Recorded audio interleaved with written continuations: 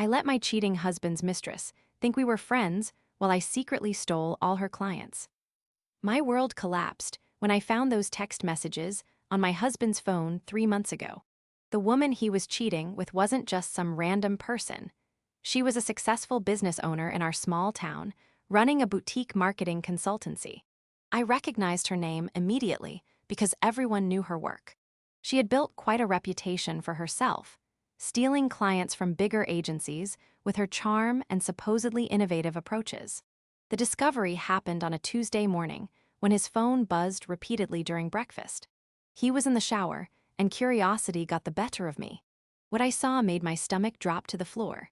Months of flirty exchanges, planning secret meetups, and worst of all, him sharing intimate details about our marriage problems. She was eating it up, playing the understanding other woman perfectly. Instead of confronting him immediately, I sat there staring at the screen, my coffee growing cold. My hands were shaking as I scrolled through message after message. They had been meeting at her office after hours, going to hotels in the next town over, and she was clearly enjoying the thrill of it all. The way she wrote about me, calling me his boring wife who didn't understand him, made my blood boil. I spent the next week in a strange state of shock, going through the motions of our daily routine while my mind raced. Every time he kissed me goodbye or asked about my day, I felt like screaming. But something stopped me from having that confrontation. Maybe it was the years of being the supportive wife who always handled everything quietly. Or maybe it was pure survival instinct kicking in. The turning point came when I realized I had been following her business on social media for months without connecting the dots. Her posts about landing new clients, her professional headshots, her motivational quotes about success. It all took on a different meaning now. She was building her empire while tearing apart my marriage, and she had no idea I knew about any of it. That's when the plan started forming in my head. I wasn't going to be the devastated wife who fell apart and begged her husband to come back. I was going to be strategic about this whole situation. If she wanted to play games, I could play them too.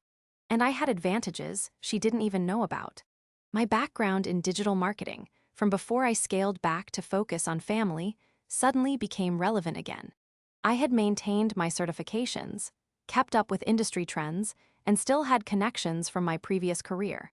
What she didn't know was that I understood her business model better than she thought, and I knew exactly how vulnerable it really was.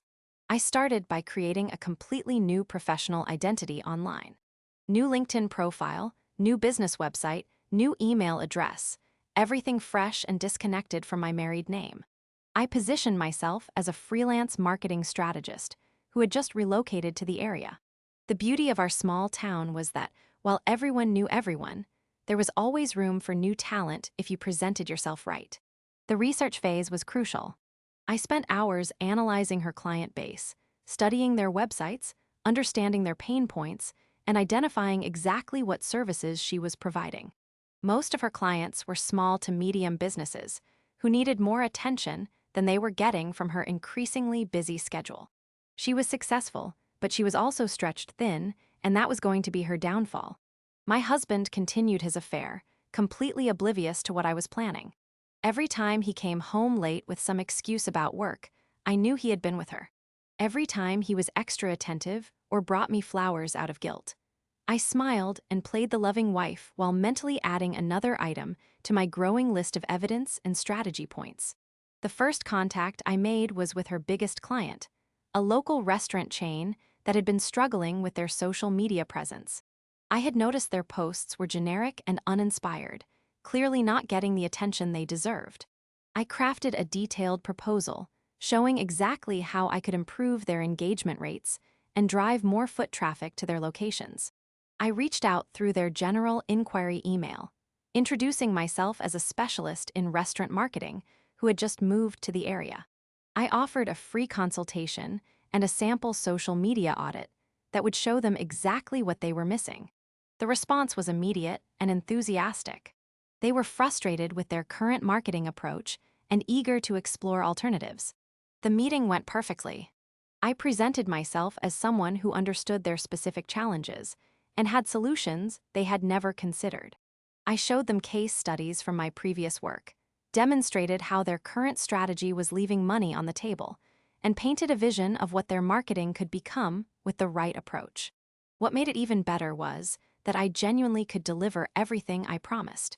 My skills were sharp, my strategies were current, and my hunger for success was fueled by pure determination. They signed with me on the spot, agreeing to a 6-month contract that would more than cover my household expenses. The second client fell into my lap through a referral from the restaurant chain, a local fitness studio that had been struggling to attract new members despite having excellent facilities and trainers. Their current marketing was completely missing the mark, focusing on features instead of the transformation and community that people really wanted. I spent a weekend completely reimagining their brand message and creating a sample campaign that would showcase real member success stories. The owner was blown away by the presentation and immediately wanted to know how quickly we could implement the new strategy. Another contract signed, another piece of her business empire chipped away. By the time I had landed my third and fourth clients, I was starting to feel like myself again for the first time in months. The work was energizing, the results were tangible, and the money was giving me a sense of security I hadn't realized I had lost. More importantly, I was building something that was entirely mine, something that couldn't be taken away or betrayed. My husband started noticing changes in my mood and energy levels. I was more confident, more engaged, and frankly happier than I had been in years. When he asked about it, I told him I had been doing some freelance work to keep my skills sharp. He seemed pleased that I was finding fulfillment outside of our marriage, probably because it made him feel less guilty about his own activities. The irony wasn't lost on me that his affair was actually pushing me toward the independence I had been afraid to pursue. For years, I had been content to be the supportive wife, putting my career on the back burner for his advancement and our family stability. Now I was rediscovering what I was capable of when I put my mind to it. My sister was the first person to notice the real change in me. During one of our weekly phone calls, she commented that I sounded more like the person I used to be before marriage and kids. She had always been the successful career woman in the family, and I had sometimes felt like I was living in her shadow.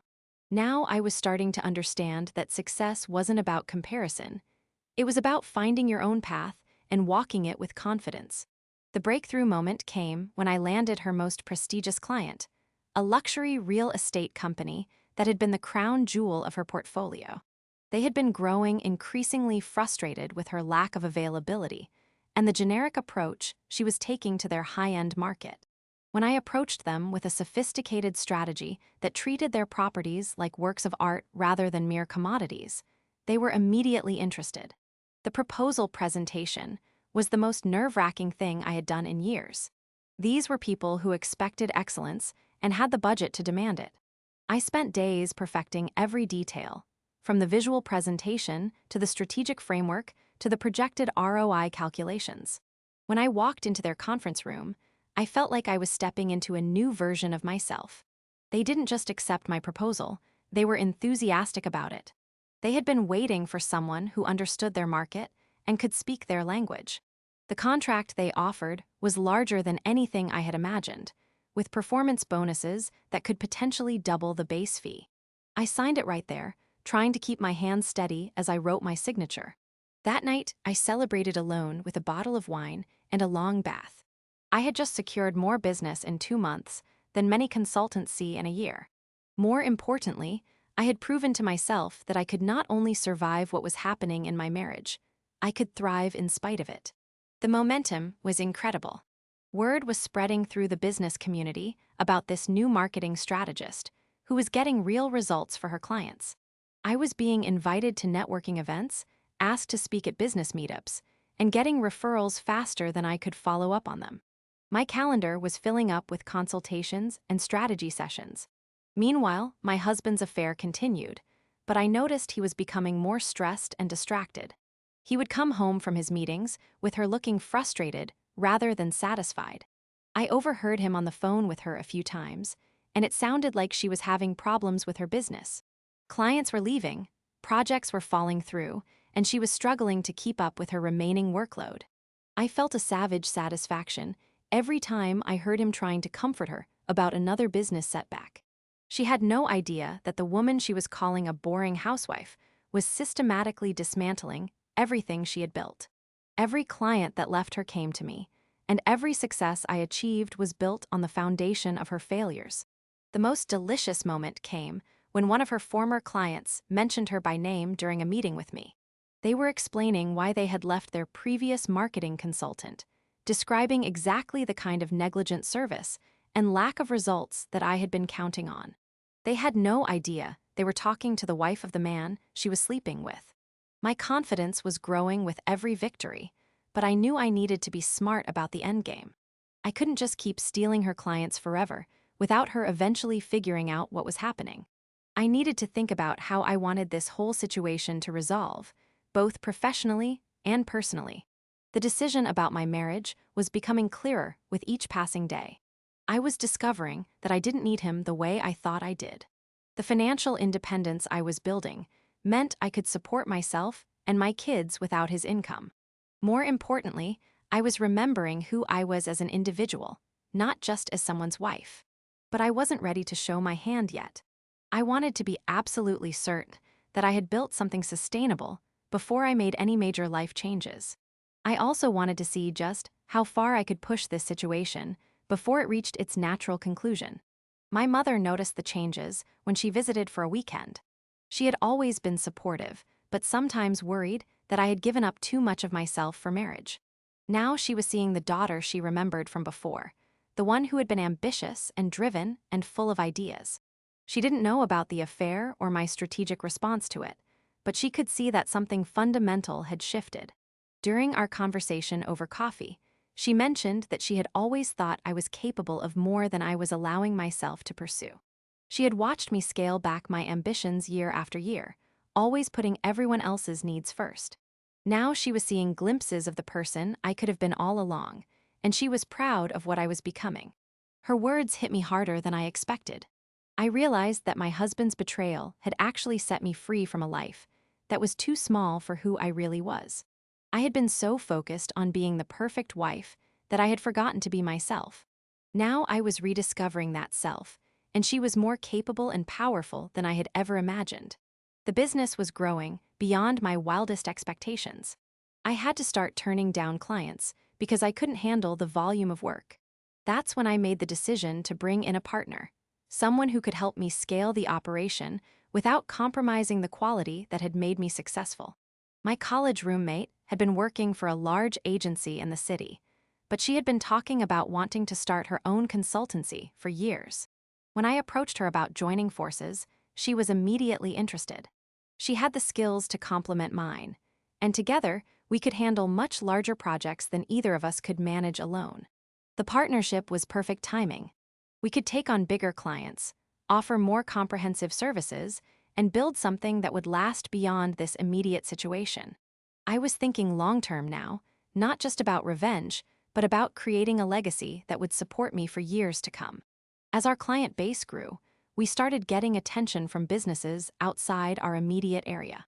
Companies from neighboring cities were reaching out, wanting to work with the team that was getting such impressive results.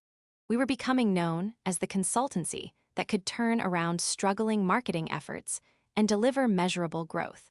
The success was intoxicating, but it was also exhausting. I was working longer hours than I had in years, but it was energizing in a way that my previous routine had never been.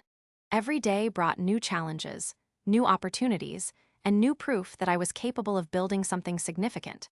My husband was still completely oblivious to what was happening. He saw that I was busy and successful, but he had no idea that my success was directly connected to his affair. He would come home from his meetings with her, complaining about her stress and business problems, while I sat there knowing that I was the source of those problems. The psychological aspect of the situation was complex. Part of me felt guilty about the deception, but a larger part felt justified in my actions. She had chosen to pursue a married man, knowing full well that she was contributing to the destruction of a family. If her business suffered as a result of her choices, that seemed like natural consequences rather than unfair revenge. I was also discovering that I enjoyed the strategic aspect of competition. Building my business wasn't just about financial success. It was about proving that I could outperform someone who had dismissed me as irrelevant. Every client I won was validation that I was more capable than anyone had given me credit for. My best friend from college visited during this time, and she was amazed at the transformation. She had known me during my most ambitious years, before marriage and kids changed my priorities. Seeing me in full business mode reminded her of the person I used to be, but with more wisdom and strategic thinking than I had possessed in my 20s. We spent hours talking about the business, the clients, and the future possibilities. She was excited about what I was building and impressed by the sophistication of my approach. When I finally told her about the affair and my strategic response, she was shocked, but also admiring of how I had channeled my anger into something productive.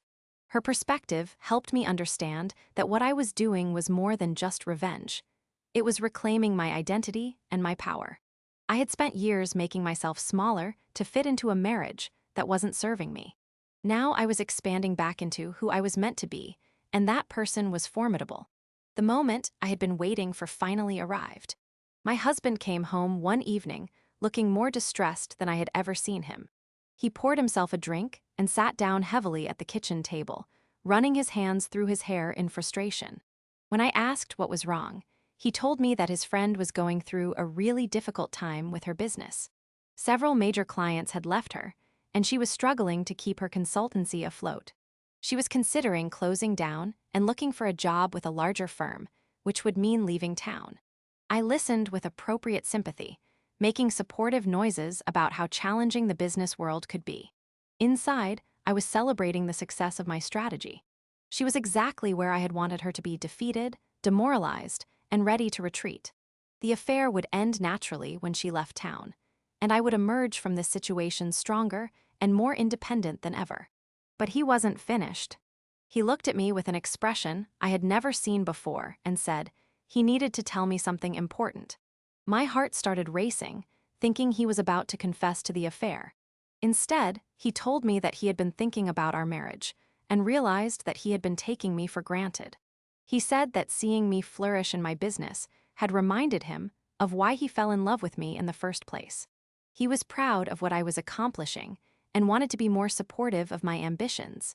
He even suggested that maybe we should consider relocating to a bigger city where there would be more opportunities for both of our careers. The irony was overwhelming.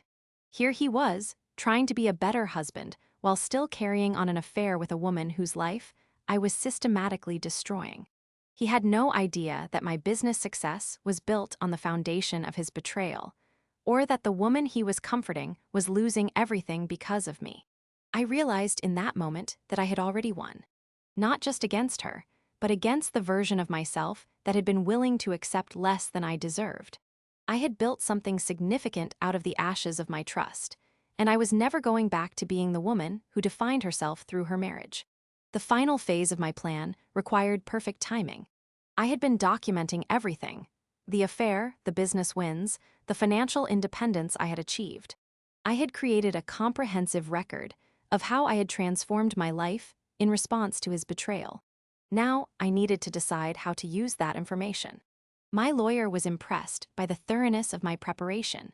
I had built a strong case for myself, both in terms of the evidence of adultery and the demonstration of my ability to support myself post-divorce. The business assets I had created would be mine, and the income stream I had established would ensure my financial security. But I wasn't quite ready to play that card yet. I wanted to savor the complete victory first.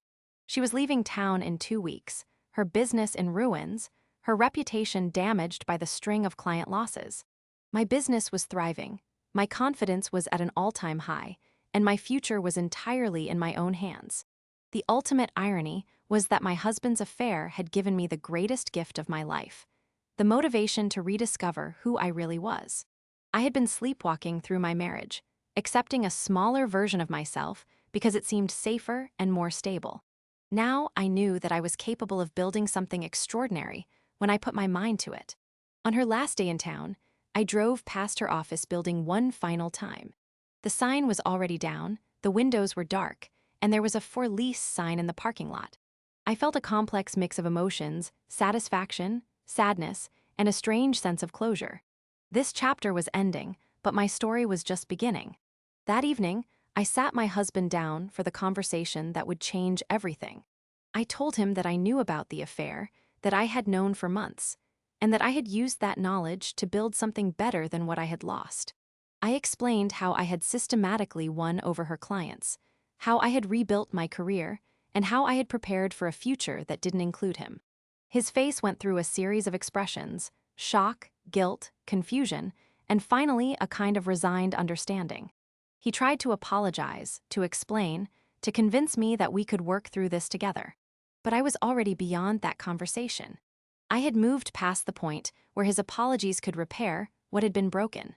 I told him that I would be filing for divorce, that I had already secured legal representation, and that I would be keeping the house and the business I had built. I explained that our children would be better off with a mother who was strong and independent than with parents who were living a lie. The most satisfying part was telling him that the woman he had been comforting through her business failures had been losing clients to me. That every time he had come home from consoling her about another setback, he had been unknowingly celebrating my success. That the boring housewife he had dismissed had outmaneuvered and outperformed his sophisticated mistress. He left that night, and I poured myself a glass of wine and sat in my home office, surrounded by the evidence of what I had built. Client contracts, revenue reports, strategic plans for expansion, all the tangible proof that I had not just survived his betrayal, but had used it as fuel for something greater. The business continued to grow after the divorce was finalized. My partner and I expanded into new markets, hired additional staff, and built a reputation that extended far beyond our original geographic area. What had started as a revenge plot had evolved into a genuine passion for helping businesses succeed. But the real victory wasn't the business success, or the financial independence, or even the satisfaction of outmaneuvering someone who had underestimated me. The real victory was discovering that I was capable of reinventing myself completely when circumstances demanded it. I had found strength I didn't know I possessed and built a life that was authentically mine. Sometimes I wonder what would have happened if I had never found those text messages, if I had remained oblivious to the affair and continued sleepwalking through my marriage. I might have been safer, but I would never have discovered who I really was underneath all those years of compromise and accommodation. The woman who had been content to be defined by her relationships was gone, replaced by someone who knew her own worth and wasn't afraid to fight for it. The affair had been meant to diminish me, but instead it had revealed just how powerful I could be when I stopped playing small and started playing to win.